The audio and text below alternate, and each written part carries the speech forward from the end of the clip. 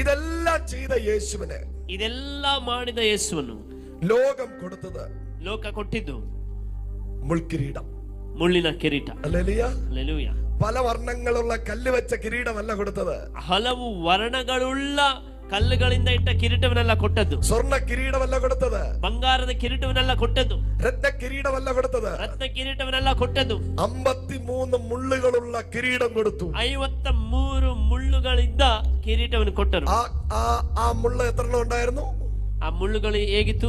53 മുള്ളുകൾ ഉണ്ടായിരുന്നു. 53 ಮುಳ್ಳುಗಳಿತ್ತು. ഓരോ മുള്ളിന്റെ വലിപ്പം 4 ഇഞ്ച് നീളം. ಒಂದೊಂದು ಮುಳ್ಳುಗಳ ಉದ್ದ 4 ಇಂಚ್ ಆಗಿತ್ತು. അത് തലയോട്ടിയെ കുത്തി താഴെ ഇറങ്ങി, ಅದು ತಲೆಯಲ್ಲಿ ಚುಚ್ಚಿ ಅದು ಒಳಗೆ ಇಳಿಯಿತು. അതിലെ ഒരു മുള്ളു കുത്തിയാൽ, ಅದರಲ್ಲಿ ಒಂದು ಮುಳ್ಳು ಚುಚ್ಚಿದ್ರೆ, അമ്മ ബൈബിൾ സ്കോളേഴ്സ് പറയുന്നത്, ಸತ್ಯವೇದದ ವಿದ್ವಾಂಸರು ಹೇಳ್ತಾರೆ, ഒരു തേള് കടിക്കുന്ന വേദനയാണ്. ಒಂದು ಚೇಳು ಕಚ್ಚುವಂತಹ ವೇದನೆ. നമ്മുടെ വീടുകളിലുള്ള തേളല്ല, ನಮ್ಮ ಮನೆಯ ಬಳಿಗಳಿರುವಂತಹ ಚೇಳುಗಳಲ್ಲ. മരുഭൂമിയിലെ വിഷ തേളുകൾ കുത്തിയാൽ ഉണ്ടാകുന്ന വേദന, ಮರುಭೂಮಿಯಲ್ಲಿರುವಂತಹ ವಿಷದ ಚೇಳು ಕಚ್ಚುವಂತಹ ಅನುಭವ ಆಗ್ತದೆ. യേശു അനുഭവിച്ചു. ಯೇಸು ಅದನ್ನು ಅನುಭವಿಸಿದನು. അതിലെ ഒരു മുള്ള് ಅದರ ಒಂದು ಮುಳ್ಳು കണ്ണിലൂടെ പുറത്തേക്ക് വന്നു, ಅದು ಕಣ್ಣಿನಿಂದ ಹೊರಗೆ ಕೂಡ ಬಂತು. Hallelujah. Hallelujah. Praise the lord. Praise the lord. എന്തിനാണെന്ന് അറിയാമോ? ಯಾಕೆ ಗೊತ್ತಾ?